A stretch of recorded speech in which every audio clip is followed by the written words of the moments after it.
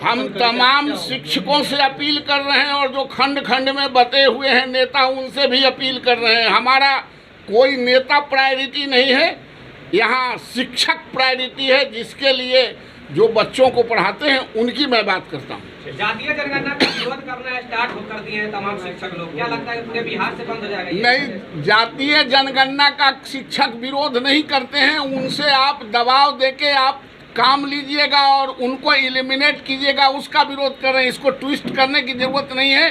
शिक्षक सारे काम करते, जातीय जनगणना कराइए कि मुर्गी के जनगणना कराइए आप, लेकिन उनको प्रायोरिटी दीजिए, उनको इस तरह से डिरेल कीजिएगा कि 17 साल और 18 साल के बाद वो परीक्षा देगा, ये घोर अनर्थ है। ठीक है सर।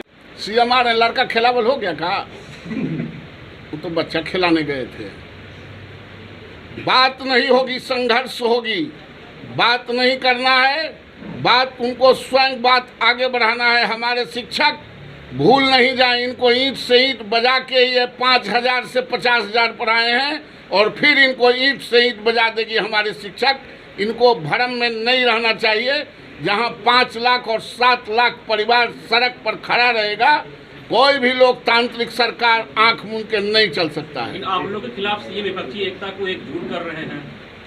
वो तो अच्छा बताइए, जिसको खुद चलने के लिए लंगड़ा आदमी को लाठी की जरूरत है, वो क्या लीडरशिप देंगे? नीतीश कुमार यूपीए में नहीं थे, बकिए तो सब लोग यूपीए के साथ ही थे। तो ये अपना एप्लीकेशन लेके गए हैं कि सोनिया जी, खड़गे जी, राहुल जी, हमारा भी एप्लीकेशन ले लीजिए, निवेदन पत्र, और हमको भी उसमें शामिल कर लीजिए। नीतीश कुमार जी पर कोई भारत की राजनीति में और बिहार की राजनीति में उनका जो राजनीतिक चरित्र है, उसमें कोई उन पर यकीन करेगा क्या? कल इधर, परसों उधर, तरसों उधर, फिर परसों इधर। इसलिए जिसके पास राजनीतिक चरित्र नहीं है उस पर कोई बिलीव नहीं करता है, विश्वास नहीं करता है। अगस्त से पहले अभी सरकार में शामिल थे। हाँ, शामिल तो थे ही, लेकिन शिक्षा विभाग आज तो आरजेडी के पास भी है। शिक्षा विभाग सब दिन नीतीश जी ने रखा है और हम लोग थे।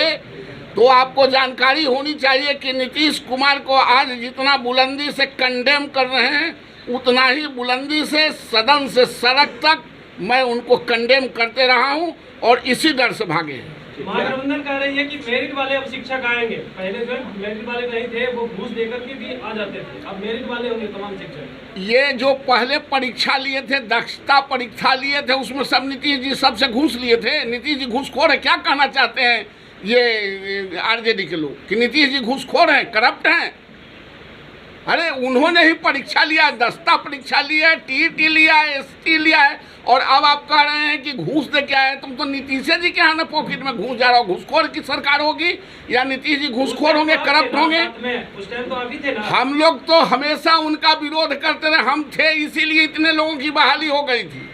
आज हम नहीं है तो कहाँ हो रही है? वो लोग जो मेरिट वाले नहीं थे उस टाइम शिक्षक। मेरिट वाले नहीं लोग थे तो जो ये बिहार में टॉप कर रहा है वो किसी नेता के घर वाले पिताजी पढ़ा रहे हैं क्या? ये कहाँ से पढ़ रहा है? इतना टाइमली रिजल्ट कौन करा रहा है? ये शिक्षक करा रहे हैं। जब कुछ है नहीं करता है तो जनगणना मनगणना में कैसे लगा देते हैं? इसलिए ये बकवास की बात है। शिक्षक शिक्षक हैं, पढ़ाने वाले लोग हैं।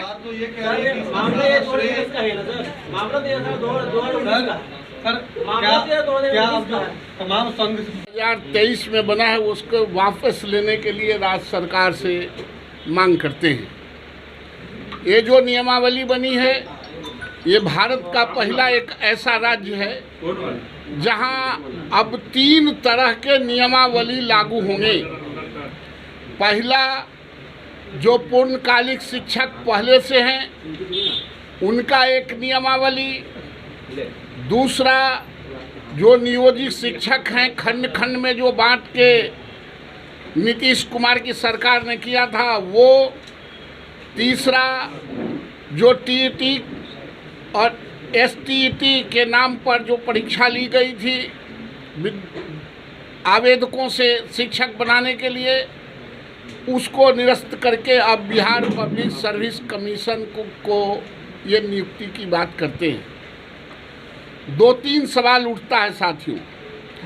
नीतीश कुमार जी क्यों घोर अत्याचार और अनर्थ करना चाहते हैं गांव, गरीब, किसान और मजदूरों, लाचारों के बच्चों के पढ़ने वाले स्कूल और स्कूल के शिक्षकों पर? ये इसलिए कर रहे हैं कि साइकिल और पोशाक का रेवड़ी बांट के लोकतंत्र में लोगों को प्रभावित करके वोट लेना चाहते हैं। वैसे नीतीश कुमार जी के जनाधार खत्म हो गए हैं। आप जब बिहार पब्लिक सर्विस कमीशन से ही अगर आपको नियुक्ति करना था तो आप पुराने जितने आपने नियमावली बनाया था उसको आप निरस्त करके उनके कुछ चीज़ों को आप ओन करते, जो परंपरागत यही होता है। आप नियोजित शिक्षकों को एक साथ यह कह रहे हैं कि आप भी बिहार पब्लिक सर्विस कमीशन में परीक्षा दे सकते हैं।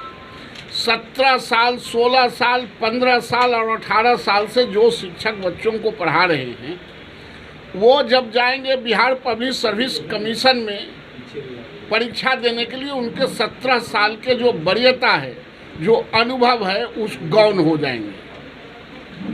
और जब आपने टीटी ले लिया, टीटी का फुल फॉर्म क्या होता है? Teacher eligibility test. आप उसके नाम पर उन लोगों से परीक्षाएं ली और वो कन्फर्म हुआ। इसके पहले आपके 80,000 वैकेंसी आपने निकाला था और टीटी लिया, जिसमें मात्र 42,000 ही शिक्षक मिल पाए, क्वालिफाई नहीं कर पाए। तो आप शिक्षक बहाली करना चाहते हैं या आप रोज रोज नियमावली बदल के शिक्षकों को प्रताड़ित करना चाहते हैं, या आप टालना चाहते हैं, या आप जिनके साथ हैं तेजस्वी यादव के साथ सरकार चला रहे हैं। तेजस्वी यादव जी ने कहा था कि हम 10 लाख लोगों को, नौजवानों को रोजगार देंगे फर्स्ट कैबिनेट में। उसको डिरेल करने के लिए, उसको धत्ता बताने के लिए, उसको अपमानित करने के लिए और यह साबित करने के लिए कि तुम्हारी कोई हैसियत आरजेडी के लोगों को नहीं है, इसलिए आपने ऐसा किया। आरजेडी के लोगों ने घोषणा पत्र में शामिल किया था कि हम आपको पूर्णकालिक शिक्षक मानेंगे, राज्यकर्मी के दर्जा देंगे, पुराना पेंशन देंगे, समान काम का समान वेतन देंगे। तो आप जब अनुदान पर ही नीतीश जी चल रहे हैं, अनुदानित मुख्यमंत्री हैं, दया के पात्र मुख्यमंत्री हैं, किसी से आप जहां रहेंगे नीतीश कुमार जी वो दया के पात्र में ही रहेंगे। उनकी अपनी हैसियत नहीं है। जिसे एक लंगड़ा को लाठी के सहारे चाहिए, उसी तरह इस चीफ मिनिस्टर को किसी न किसी पार्टी के सहारे चाहिए। तो आप इस तरह के इस्तेमाल करके आप बीपीएससी से नहीं यूपीएससी से ले, राज्य सरकारें कानून बनाती है, कौन मना करता है।